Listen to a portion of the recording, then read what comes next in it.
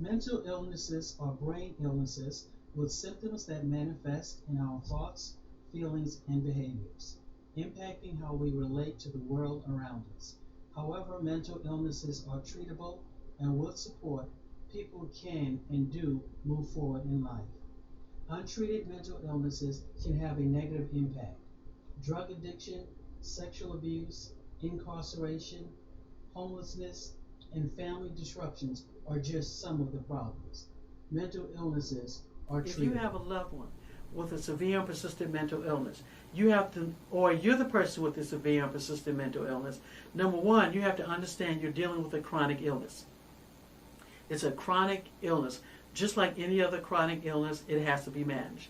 Just like if you have hypertension, just like if you have diabetes, just like if you have, any other illness that's chronic, it has to be managed. Lupus, it has to be managed, right?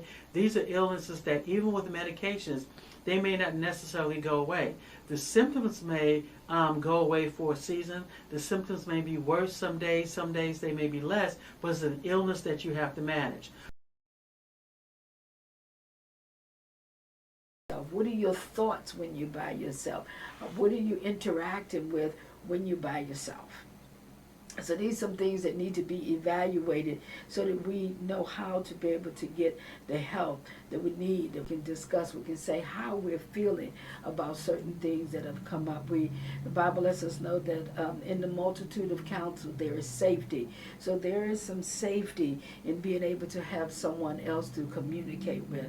I mean, I've met people that they're satisfied with just having their dog or looking at the TV all the time. So even in getting to this state, more than we realize, if you're not stimulating your brain, stimulating your mind, before you know it, you can be your own culprit in causing yourself to have dementia because you're not stimulating yourself. So that we want to encourage walk with us in this walk that we're walking in this walk of life, to be able to discuss with someone else the things that we're dealing with even in our life. So much is going on that at one point you can get to the place where you don't trust anyone but yourself, and it's not a good place to be in. So we do want to encourage you today. It's going to take some work to get out of the loneliness. It's going to take work. As I said before, it's okay to be alone, but it's not okay to stay lonely. So there's a difference in the two. So I want to encourage you today that, pray about it, and prayer will change, and prayer will get to the place where will help us to get to the place that we do want to interact with others and be out. And we don't have, when you're going through with loneliness, you don't have any real friends, you don't have anyone that you even can sit down with to enjoy a good meal. So there's no real pleasure, there's no real enjoyment in your life. Well, God,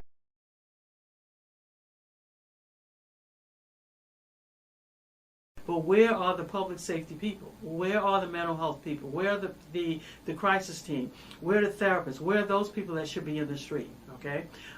So again, when we look at this was a crisis that didn't have to happen. It didn't have to happen because by the time a person has a psychiatric emergency, there are so many things, there are so many areas, there's so many other people that could have intervened before it got to that point. By the time, because again, it doesn't happen overnight. Relapse doesn't happen overnight, except in cases, like I said, when we're talking about substance. But it doesn't happen overnight. If you have a loved one with a severe and persistent mental illness, you have to, or you're the person with a severe and persistent mental illness, number one, you have to understand you're dealing with a chronic illness. It's a chronic illness. Just like any other chronic illness, it has to be managed. Opportunities that you're going to give up, you owe it to yourself to try a little longer. Just keep it in mind. Let's just say things have not worked out for you for the last 5 years, but you don't know what the next 5 years is going to be like. Right? You don't know. So I'm saying to you, don't give up, that there's hope out there. Dying by suicide, thinking that you need to end it all, Yeah, you may be having those thoughts and those feelings, but there are other options. You do not have to act on those thoughts. Never give up, never give in. The Lord is on your side.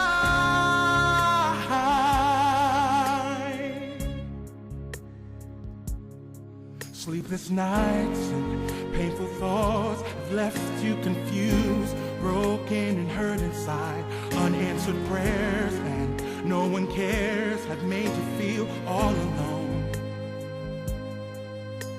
With Jesus on your side, things will get better. But with Jesus on your side, things will get better. So never give up, never give in. He's always on time.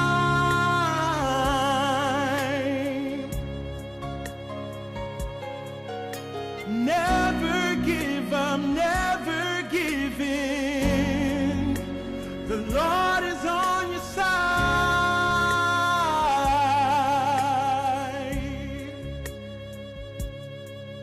You were destined to succeed.